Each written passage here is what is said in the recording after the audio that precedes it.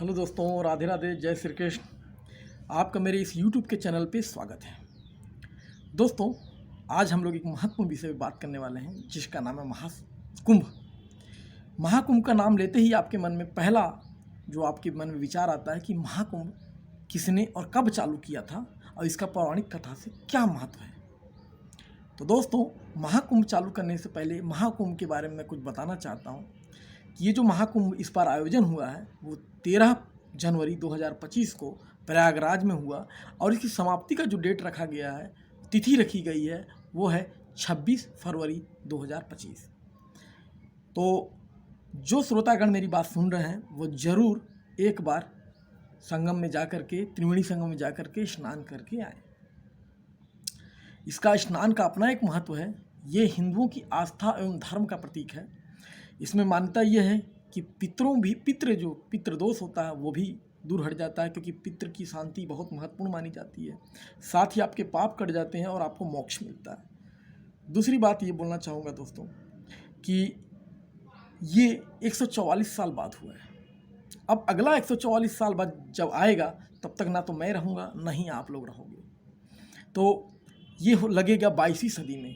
तो मेरा आप लोगों से हाथ जोड़कर अनुरोध है, विनती मानिए, तो जो स्नान नहीं किए वो जरूर स्नान करिए और इसकी महिमा को प्यार से सुनिए, ध्यान से सुनिए। तो इसकी महिमा ऐसी है कि सबसे पहले अब मैं अपनी कथा पे आता हूँ कि इसकी कथा ये है कि इसको सबसे पहले शुरुआत जो किया गया था वो 850 साल पहले किया था और इसके शुरुआत करता थे आदिनाथ शंकराचार्य जी। पौराणिक मत के अनुसार जाएँ तो इसकी शुरुआत बहुत पहले हो चुकी थी। समुद्र मंथन से इसका शुरुआत माना जाता है। समुद्र मंथन की कथा तो कुछ इस तरीके की है कि एक बार दुर्वासा ऋषि ने इंद्र सहित सभी देवताओं को श्राप दिया और बोला कि आप लोग शक्ति विहीन हो जाएंगे और अपने राज्यपाट को से विमुख हो जाएंगे।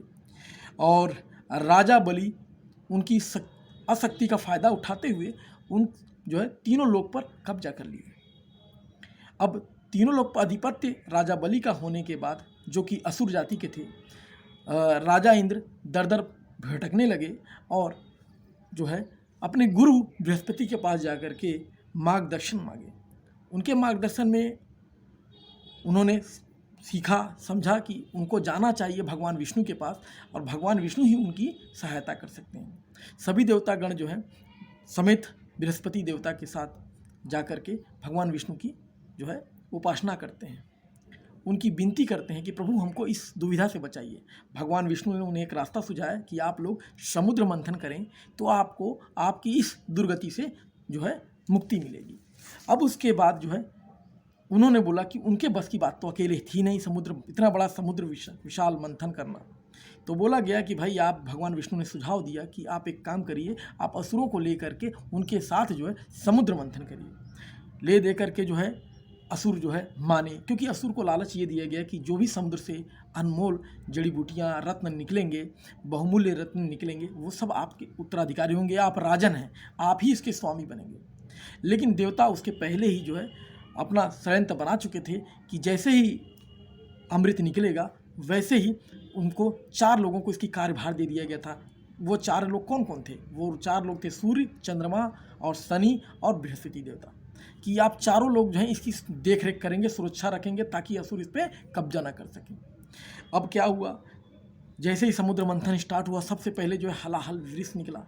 हलाहल विष निकलते ही देवता दानव भागने लगे, सब मंथन छोड़ दिया और सब बोले कि बचाओ, क्या निकल गया, अब इसकी रक्षा करे तो कौन करे। तो देवों के देव महादेव जो है उनकी रक्षा के लिए प्रकट हुए और उन्होंने हलाहल विष का पान करके अपने गले में ही रोक दिया और उस दिन से वो जो है नीलकंठ कहलाए।